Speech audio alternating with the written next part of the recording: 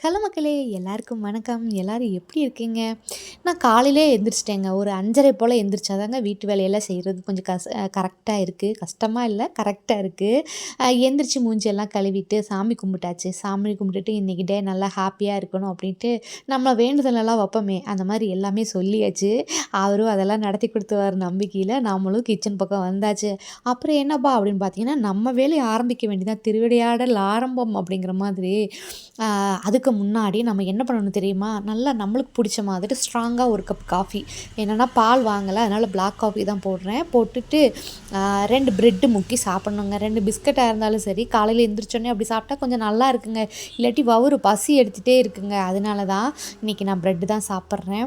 அந்த காலையில அந்த பனிக்கும், குளிருக்கும் எதமா பதமா அந்த பிளாக் காஃபியோட சேர்த்து 2 பிரெட் சாப்பிட்றதுல அவ்வளோ ஒரு ஆனந்தம். மனசுக்கும் சரி, வயித்துக்கும் சரிங்க.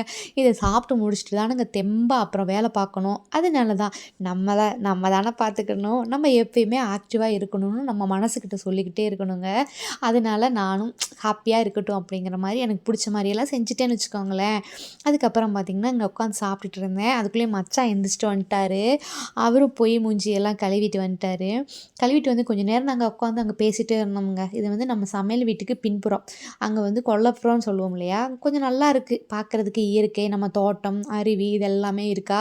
சிலு சிலுன்னு காத்து வேற வரும். அந்த பனிய மீறி அந்த ஒரு காத்து வர்றப்ப கொஞ்சம் இதமா தான் இருந்துச்சு. அதுக்கப்புறம் இன்னைக்கு என்னென்ன வேலை செய்யணும் அப்படிங்கிறது எல்லாமே நாங்க பேசிட்டு இருந்தோம். அடுத்து மச்சான் வந்து பல் தேய்க்க போயிட்டாரு. அவர் வந்துட்டு இந்த உம்மிக்கறின்னு சொல்லுவோம் பார்த்தீங்களா? அது என்னது? ஐயோ! நெல்லு குத்தி அந்த உம்மிய கருக்கி அதிலருந்து பல்பொடி எடுத்து வச்சிருப்போம் இல்லையா? அதில தான் பல் தேய்க்கிறாரு.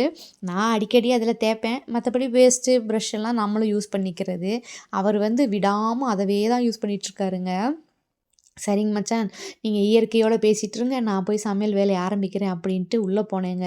உள்ள போய் நேந்திரம் பழமும், முட்டையும் அவிக்கிறதுக்கு இட்லி பாத்திரத்தில வச்சுட்டு வெளியில வந்தாச்சு. இந்த வாசக்கூட்டுற வேலை இருக்கு பார்த்தீங்களா? வீட்டுக்கு நாலாபுறமும் கேரளா ஸ்டைல்ல முற்றம் இருக்கும். அதாவது வாசல் அத சுத்தியும் இடம் போட்டிருப்பாங்க இல்லையா? அந்த முற்றம் அடிக்கிறது அப்படிங்கிறது பெரிய ஒரு டாஸ்க்கும் கூட. ஒரு சிலர் சொல்லலாம் இதெல்லாம் எக்ஸர்சைஸு அப்படின்ட்டு. இந்த பொம்பள பிள்ளைகளுக்கு மட்டும் இந்த வாசக்கூட்டுற எக்ஸர்சைஸு யார் தான் கண்டுபிடிச்சாங்க அப்படின்னு எனக்கு சத்தியமா தெரியலங்க. வாச கூட்டிட்டு இருந்தேன். ஒரு பக்கம் கூட்டியாச்சு, அடுத்த பக்கம் கூட்டியாச்சு, இன்னொரு பக்கம் கூட்டியாச்சு. இந்த மாரி ரொட்டேஷனா போயிட்டுருக்குங்க. காலையில சாயங்காலமும் நம்ம என்னதான் கூட்டி அள்ளி போட்டாலும், அந்த வீட்ட சுத்தி கொஞ்சம் மரங்கள் இருக்கிறனால அங்கங்க இலைகள் விழதான் செய்யுது. "என்னப்பா மஞ்சு வீட்டு முன்னாடி குட்டி குட்டியா களை முளைச்சிருக்கு, நீ எடுக்கிறது இல்லையா?" அப்படின்னு நெனைப்பீங்க.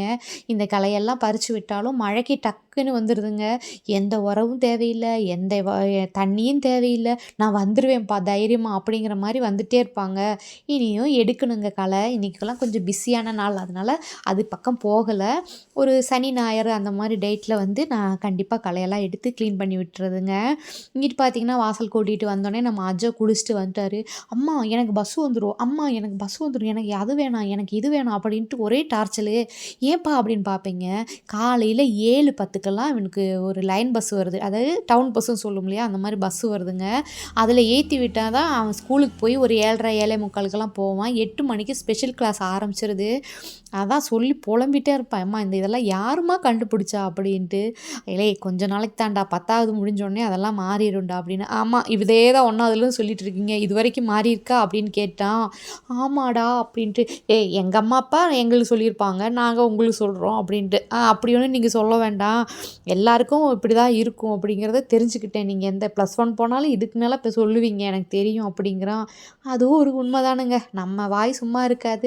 பெத்தவங்க இல்லையா? அதனால நம்ம எப்ப பார்த்தாலும் இந்த மாரி பசங்ககிட்ட பட்றா, பள்ளிக்கூடம் போடா, இப்பதான்டா, அப்படிதான்டா அப்படின்ட்டு சமாளிக்கிறது. அது காலையில போறனால சாப்பிட்றதுக்கு தவறிர்றாங்க.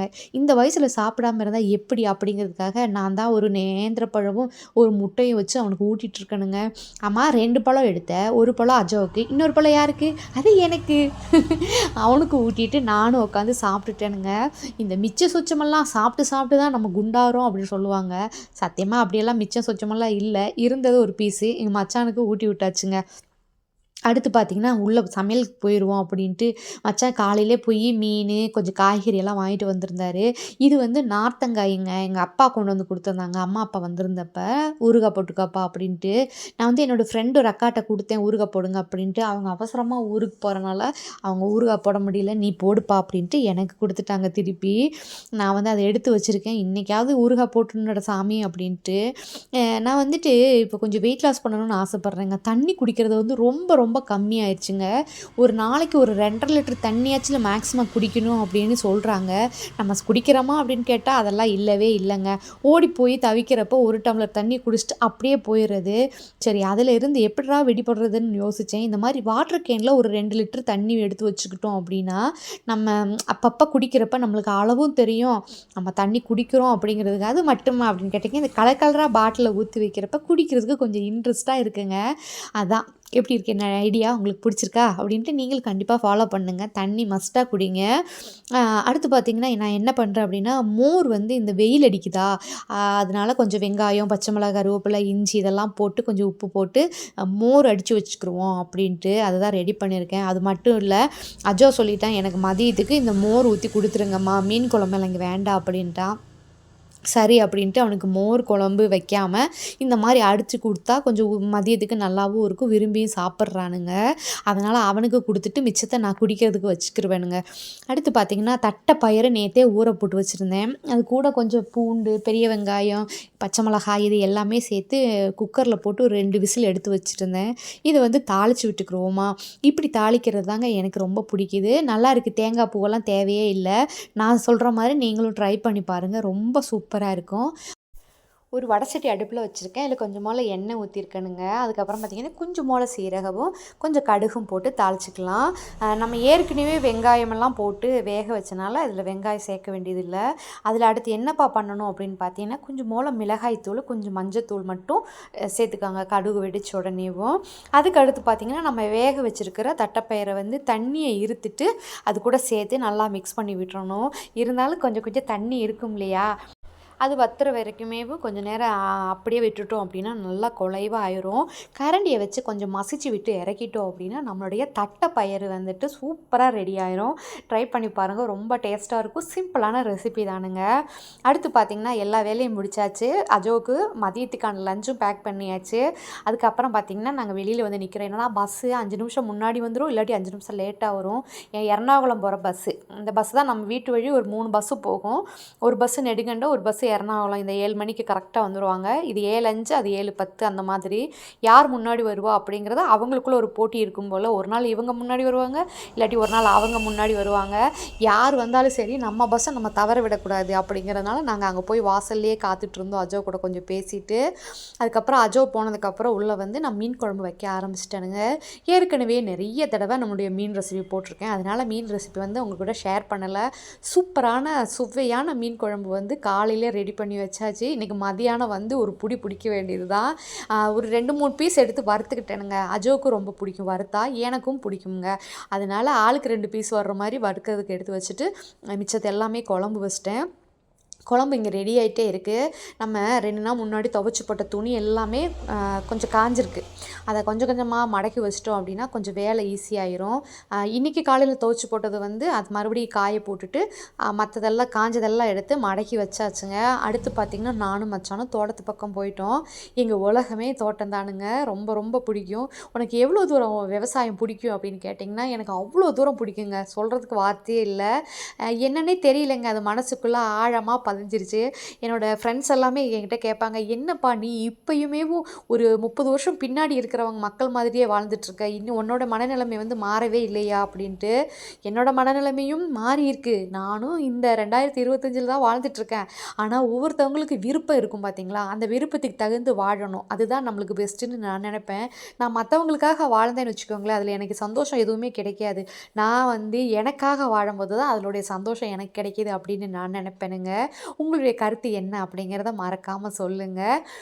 நாங்கள் வந்துட்டு தோட்டத்துக்குள்ளே போய் தோட்டத்தை எல்லாம் சுற்றி பார்க்குறது, பூ விட்டுருக்கா, காய் பிடிச்சிருக்கா, புதுசாக என்ன மாற்றங்கள் தெரியுது அப்படிங்கிறது எல்லாமே ஒரு நண்பன் மாதிரி நம்ம போய் நம்ம செடி கொடி எல்லாம் பார்த்து பேசிட்டு வர்றப்ப ஒரு ஹாப்பிங்க.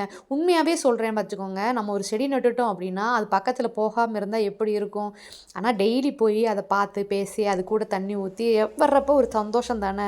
அந்த செடி நல்லா வளருவாங்க அப்படின்னு ஒரு சயின்ஸ் சொல்லுதுங்க. நாங்கள் போய் என் தோட்டத்தில் எல்லாம் ஒரு சுற்றி இந்த காஞ்ச சருகெல்லாம் ஏலத்துக்கு இருக்கும் பார்த்தீங்களா, அதை நம்ம எந்த இடத்துக்கு போகிறோமோ அந்த இடத்துல மேக்ஸிமம் அப்படியே எடுத்து விட்டுட்டு வந்துடுறது. இப்போ தேங்காய் விற்கிற விலைக்கு எங்கெங்க தேங்காய் வச்சு சமைக்க முடியுது, சாப்பிட முடியுங்கிறது அப்படி மாதிரி ஆகிப்போச்சு. எப்பா இப்போல்லாம் தேங்காய் மரத்தையும் தேங்காவையும் என்ன சொல்கிறது, சொக்கத்தங்க மாதிரி பாதுகாக்க வேண்டிய நிலமை. நம்ம தோட்டத்துலேயுமே தேங்காய் இருக்குங்க. ஒரு 7 தென்னை மரம் இருக்குது. நம்ம வீட்டு தேவைக்கு போகுதும், வீட்டு தேவைக்கு போக மிச்சம் இருக்கிறத நான் அக்கம் பக்கம் சொந்த பந்தத்துக்கெல்லாம் கொடுத்துருவேனுங்க. ஃப்ரெண்ட்ஸு அவங்களுக்கெல்லாம் அந்த மாதிரி யாருக்குனாலும் சரி கொடுத்து விட்டுறதுங்க. இப்போ போய் பார்த்தப்ப ஒரு 7, 8 தேங்காய் இருக்குமுங்க கிடந்துச்சு. அவங்கள எல்லாமே பெருக்கியாச்சு. ரொம்ப சந்தோஷம் வேறு. எப்பா இவ்வளோ தேங்காய் கிடைக்கிறது பெரும்பாடாக இருக்குது, இதை பத்திரமா பாதுகாத்து வீட்டுக்கு தூக்கிட்டு போயிடணும்டா அப்படிங்கிற மாதிரி எல்லாமே ஒரு சாக்கில் பெருக்கி வச்சாச்சுங்க. இல்லாட்டி இப்போ என்ன பண்ணுறது, நம்ம போய் ஒரு கிலோ தேங்காய் 70 ரூபா 80 ரூபா விற்கிறாங்க. இங்கே ஊர் பக்கம் எவ்வளவு அப்படிங்கிறத சொல்லுங்கள்.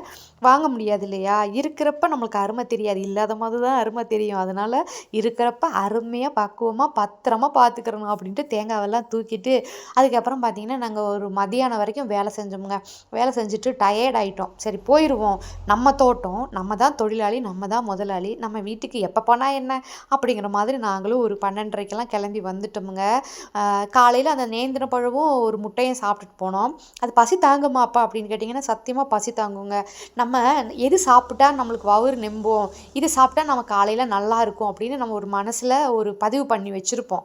அதனால தான் நம்மளுக்கு இப்படி டிஃப்ரெண்ட் தோணும். இந்த நேந்திர பழம் ஒரு முட்டையெல்லாம் சாப்பிட்டா பசி தாங்க முடியுமா? தாங்கும் அப்படின்ட்டு நம்ம சாப்பிட்டு பார்த்துன்னு வச்சுக்கோங்களேன். அதுவும் கண்ட்ரோலாக தானேங்க இருக்குது, நல்லா தான் இருக்குது, கொஞ்சம் தெம்பாகவுமே இருக்குதுன்னு வச்சுக்கோங்களேன். நான் வந்துட்டு எனக்கு 2 மீன் வறுத்ததும் மீன் குழம்பு ஊற்றி நம்ம காலையில் வச்சா தட்டைப்பயிறு கூட்டு எடுத்து வச்சு சாப்பிட ஆரம்பிச்சிட்டேன். மச்சானுக்கு வந்துட்டு மீன் வறுவல் வேண்டாம்ப்பா அப்படின்ட்டாரு. ஏங்க அப்படின்னு கேட்டதுக்கு, இல்லை அஜோக்கு வச்சிரு அப்படின்ட்டு. குட்டி மீனாச்சும் ஒன்று சாப்பிடுங்கப்பா அப்படின்ட்டு அவருக்கு ஒரு பீஸ் கொடுத்துட்டு நானும் சாப்பிட்டுட்டேங்க. நாங்கள் வந்து இப்போ என்ன மீன் வாங்கியிருக்கோம் அப்படின்னா ஓலக்குடியன் அப்படிங்கிற மீன் தானே வாங்கியிருக்கோம். கொஞ்சம் விலை அதிகமாக இருக்கும், இருந்தாலும் டேஸ்ட்டாக இருக்குது. முள்ளெல்லாம் ஒரே முள் தானுங்க இருக்கும், அதனால் பரவாயில்லைங்க. சாப்பிட்டு முடிச்சுட்டு கொஞ்சம் நேரம் ரெஸ்ட் எடுக்கணுமுங்க. என்னங்க மக்களே, நம்மளுடைய வீடியோ உங்களுக்கு பிடிச்சிருக்கு அப்படின்னு நம்புகிறேன். மீண்டும் ஒரு வீடியோவில் சந்திக்கலாமா? எல்லா உறவுகளுக்கும் நன்றி, வணக்கம், பபாய் உறவுகளே.